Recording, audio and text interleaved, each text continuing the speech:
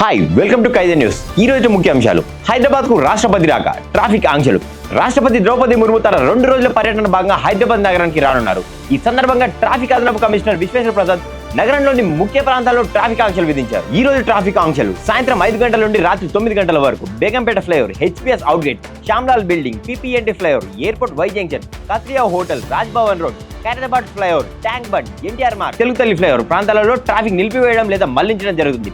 శుక్రవారం ట్రాఫిక్ ఆంక్షలు ఉదయం 9 గంటల నుండి మధ్యాహ్నం 12 వరకు రాజ్భవన్ నుంచి బీబీ విగ్రహం, Jubilee Hills check post, cable bridge, Panjagutta flyover, KCP, Rajakrishna road, Jubilee Hills road number 45, Begumpet airport ప్రాంతాల్లో ట్రాఫిక్ ని నిలిపివేయనున్నారు. ఇక రెండవది 2025లో కేరళలో మెస్సీ మ్యాజిక్. ప్రపంచ ఫుట్బాల్ దిగ్గజం లియోనెల్ మెస్సీ 2025లో కేరళకు రానున్నారు.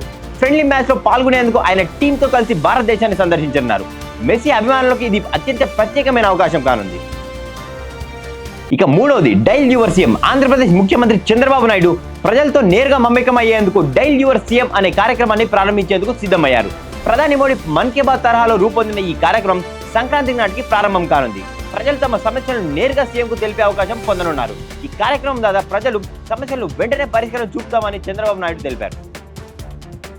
ఇక నాలుగోది హీరో రామ్ చరణ్ అయ్యప్ప మాలతో సోమవారం కడప దర్గాను సందర్శించడం వివాదంగా మారింది. అయితే రామ్ చరణ్ దర్గాకు మాలతో వెళ్లడంతో ఈ ఘటన చాలా కాంట్రవర్సీగా మారింది.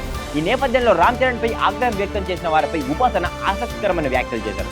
దేవుడిపై విశ్వాసం అందరినీ ఏకం చేసేలా ఉండేది తప్ప విడదీసేలా ఉండదన్నారు.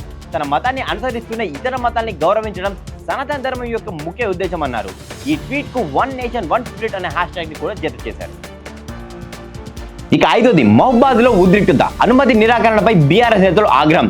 మహబాద్ లోని ధర్నాకు అనుమతి ఇవ్వకపోవడంతో బీఆర్ఎస్ నాయకులు ఆగ్రహంతో ఎస్పీ కార్యాలయంపై బాటిల్ను విసిరారు. లక్చర్ల ఘటనకు మహబాద్ కు ఎలాంటి సంబంధం లేదని ఎస్పీ స్పష్టం చేశారు. శాంతి భద్రత దృష్ట్యా ధర్నాకు అనుమతులు ఇవ్వమన్నారు. ఇక ఆరోది అదానీ గ్రూప్ షేర్లు పతనం. న్యూయార్క్ లో కేసు నమోదు. గౌతమ్ అదానీపై లంచం మరియు మోసం ఆరోపణలు న్యూయార్క్ లో కేసు నమోదవడంతో అదానీ గ్రూప్ షేర్లు భారీగా పడిపోయాయి. అంతర్జాతీయ స్థాయిలో అదానీ గ్రూప్ పట్ల నమ్మకం దెబ్బతీసింది. ఈ పరిణామంతో ఇన్వెస్టర్లు ఆందోళన రేకెత్తించింది. తద్వారా గ్రూప్ కంపెనీల షేర్ల ధరలు 10 నుండి 20% వరకు క్షీణించాయి. ముఖ్యంగా అదానీ ఎంటర్ప్రైజెస్ అత్యధికంగా 23% నష్టం చావి చూసింది. లంచం మరియు మోసం ఆరోపణలు అదానీ గ్రూప్ రెప్యుటేషన్ పై తీవ్ర ప్రభావం చూపించాయి.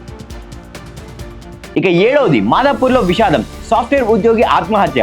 మాదాపూర్ లో బుధవారం రాత్రి మైండ్ స్పేస్ భవనం నుంచి దూకి నవీన్ రెడ్డి అనే సాఫ్ట్వేర్ ఉద్యోగి ఆత్మహత్య చేసుకున్నాడు. నవీన్ SCROX సాఫ్ట్వేర్ కంపెనీలో ఉద్యోగి. ఆంధ్రప్రదేశ్ గుంటూరు జిల్లా అమరావతికి చెందిన వారు.